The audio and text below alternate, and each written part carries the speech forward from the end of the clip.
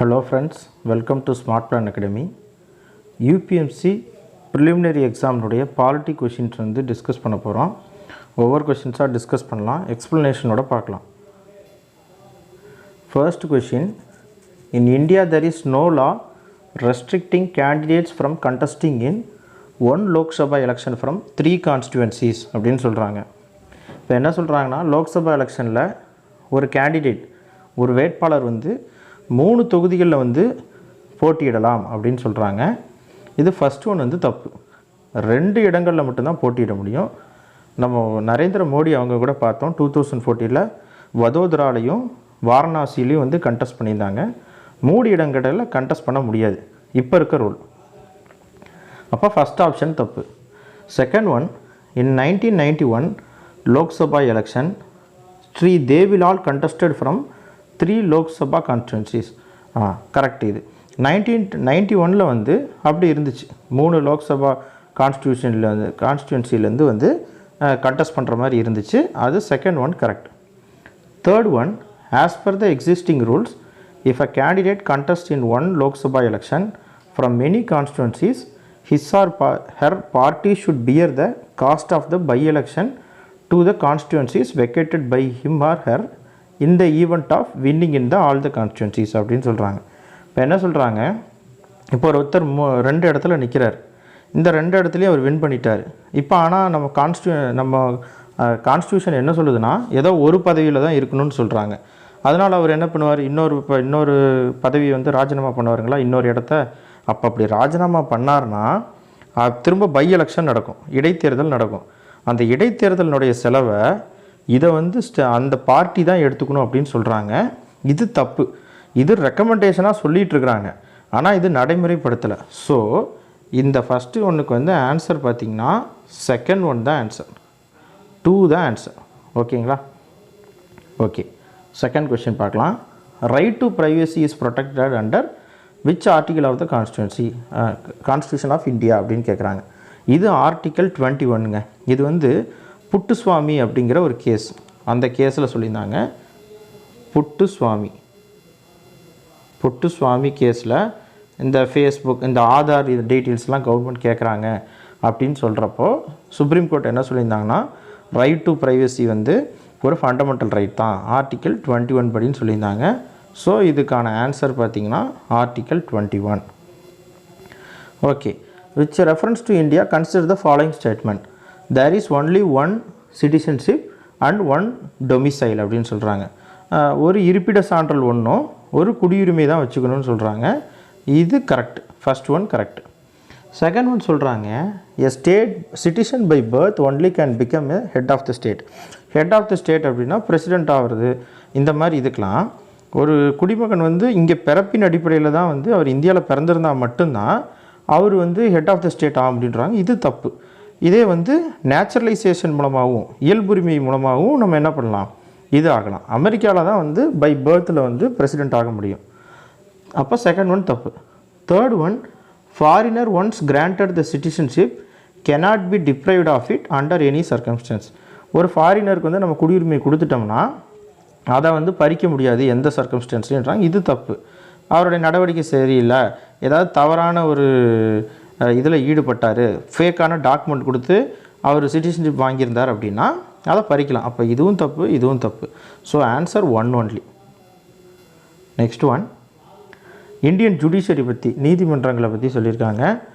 Any retired judge of the supreme court can be called back to sit and act as a supreme court judge by the chief justice of India with the prior permission from the president of India. இது கரெக்டுங்க. ஒரு ஓய்வு பெற்ற வந்து ஒரு நீதிபதியை நான் உச்ச நீதிமன்றத்தின் நீதிபதியாக அப்பாயின்ட் பண்ணலாம்.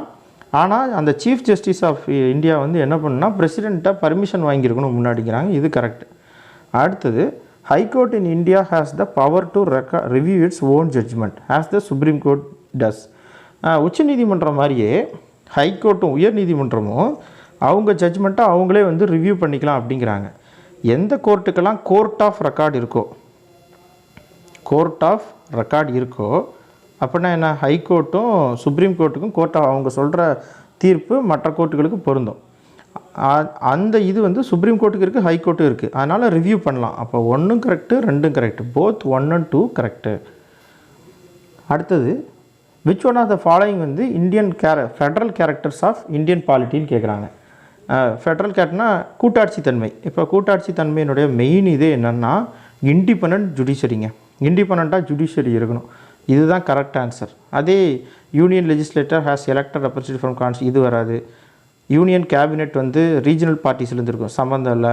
ஃபண்டமெண்டல் லாஸ் வந்து ஃபண்டமெண்டல் ரைட்ஸ் வந்து கோர்ட் ஆஃப் லா என்ஃபோர்ஸ் பண்ணும், இதுவும் வராது.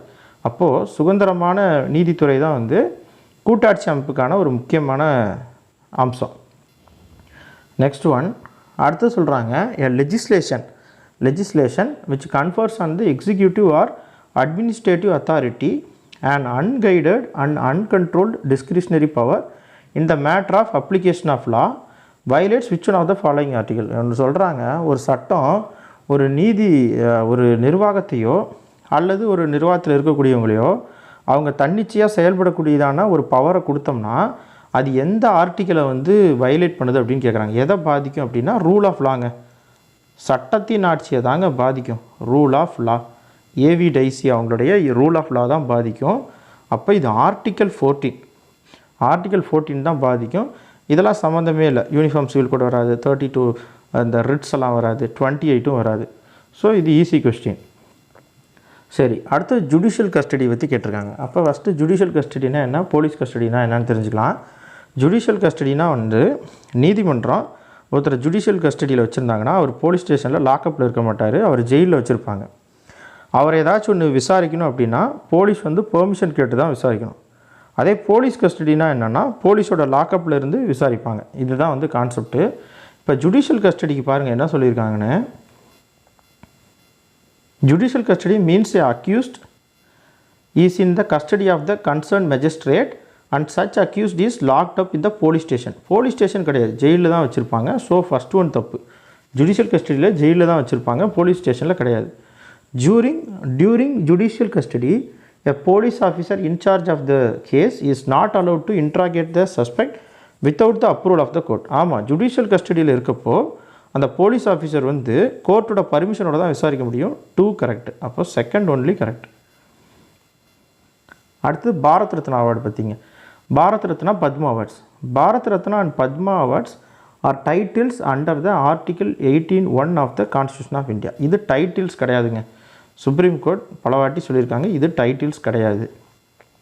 Padma awards which were instituted in the year 1954, இது வரைக்கும் correct. Were suspended only once, இது தப்பு. 2 times மொராஜி தேசாய் காலத்துலேயும் பண்ணியிருக்காங்க, அதுக்கப்புறம் 2 வாட்டி வந்து இதை சஸ்பெண்ட் பண்ணியிருக்காங்க. Number of Bharat Ratna awards is restricted to a maximum period of 5 in a particular period. 5 கிடையாது. ஒரு வருஷத்துக்கு எவ்வளோ பாரத் ரத்னா அவார்டுனா மேக்ஸிமம் ஆஃப் 3. அப்போது எதெல்லாம் தப்புனா ஃபர்ஸ்ட் ஒன் தப்பு, செகண்ட் ஒன் தப்பு, தேர்ட் ஒன் தப்பு. அப்போ நாட் கரெக்ட் கேட்குறாங்க. அப்போ எல்லாமே கரெக்ட். 1, 2, 3 தான் answer. Constitutional government. First constitutional government. கான்ஸ்டியூஷன்றது எதுக்கு வேணும்னா ஒரு அரசாங்கம் அவங்க நினச்சபடி எல்லாமே செய்ய முடியாது, எல்லா ப்ராப்பர்ட்டி எடுக்க முடியாது, ஒருத்தருக்கு என்ன தண்டனைனாலும் கொடுக்க முடியாது, அப்படிங்கிறதுக்காக தான் கான்ஸ்டியூஷனே. அப்போது இந்த கான்ஸ்டியூஷன் யாரை லிமிட் பண்ணுதுன்னா கவர்மெண்ட்டோட பவர்ஸை லிமிட் பண்ணுது. இதுதான் கரெக்டான ஆன்சர். இதை ஹெட் ஆஃப் த ஸ்டேட்டுக்கு real power, nominal power, Federal இதெல்லாம் எதுவுமே வராது. கான்ஸ்டியூஷனல் கவர்மெண்ட்னால் என்னென்னா ஒரு அரசாங்கத்துக்கான அதிகாரங்கள் என்னலாம், என்ன செய்யலாம், என்ன செய்யக்கூடாது, இதுக்கான தான் கான்ஸ்டியூஷனல் கவர்மெண்ட். ஓகே, அடுத்தது what was the exact constitutional status of India on the 26th January 1950. நம்ம கான்ஸ்டியூஷனை இம்ப்ளிமெண்ட் பண்ணுறப்போ நம்ம என்னவாக இருந்தோம், சாவரினா, டெமோக்ராட்டிக்கா, ரிப்பப்ளிக்கா, அல்லது செக்குலரா, அல்லது சோசியலிஸ்டா என்னன்னு கேட்குறாங்க. இப்போது இதில் நமக்கு ஒரே லாஜிக் தெரியும். செக்குலர் அப்படிங்கிற வார்த்தை 42nd கான்ஸ்டியூஷனல் அமெண்ட்மெண்ட்டில் தான் ஆட் பண்ணாங்க. செக்குலர், இந்த சோசியலிஸ்ட் இதெல்லாம் 42nd கான்ஸ்டியூஷனல் அமெண்ட்மெண்ட் 1976 தான் ஆட் பண்ணாங்க. ஸோ இந்த 2 ஆப்ஷன் வராது. டெமோக்ராட்டிக் ரிப்பப்ளிக் அல்லது சாவரின் டெமோக்ராட்டிக் ரிப்பப்ளிக், இது 2ல் தான் டவுட்டு. அப்போ பி தான் கரெக்ட், சாவரின் டெமோக்ராட்டிக் ரிப்பப்ளிக், இதுதான் வந்து கரெக்டான ஆன்சர் 3rd கொஷினுக்கு. ஓகே, அடுத்தது what is the position of right to property in India. Option A legal right available to citizens only, legal right available to any person, fundamental right available to citizens only, neither fundamental right nor legal right அப்படிங்கிறது. ஓகே, இப்போ இந்த right to property ஆரம்பத்தில் ஒரு fundamental ரைட்டாக இருந்துச்சுங்க, article 31 இருந்துச்சு. அதை இப்போ என்ன பண்ணிட்டாங்கன்னா 44th கான்ஸ்டியூஷனல் அமெண்ட்மெண்ட் 1978 படி இதை ரிமூவ் பண்ணி 300A லீகல் ரைட்டாக வச்சுருக்காங்க. இப்போ அது லீகல் ரைட்டாக தான் இருக்குது. அப்போ இதில் நமக்கு ஏபிக்குள்ளே தான் டவுட்டு, ஃபண்டமெண்டல் ரைட் கிடையாது. இப்போ இது சிட்டிசன்ஸ்க்கு மட்டும்தான், எனி பர்சன்ஸ்க்கானா எனி பர்சன்ஸ்க்கு. ஏன் அப்படி சொல்கிறீங்க அப்படின்னா, ஃபார் எக்ஸாம்பிள் இப்போ ஃபாரின் டைரக்ட் இன்வெஸ்ட்மெண்ட் இருக்குது, அந்நிய முதலீடு வெளிநாட்டிலேருந்து வராங்க. இப்போ அவங்களுக்குலாம் வந்து மெயின் நோக்கமே வந்து ப்ராப்பர்ட்டி ஒன்று வாங்கினா தான் அது பிஸ்னஸ் பண்ண முடியும். ஸோ இந்த ரைட் டு ப்ராப்பர்ட்டி யாருக்கு இருக்குன்னா ஃபாரினர்ஸ்க்கு இருக்குது. ஓகேங்களா? அப்போ ஆப்ஷன் பி தான் கரெக்டான ஆன்சர்.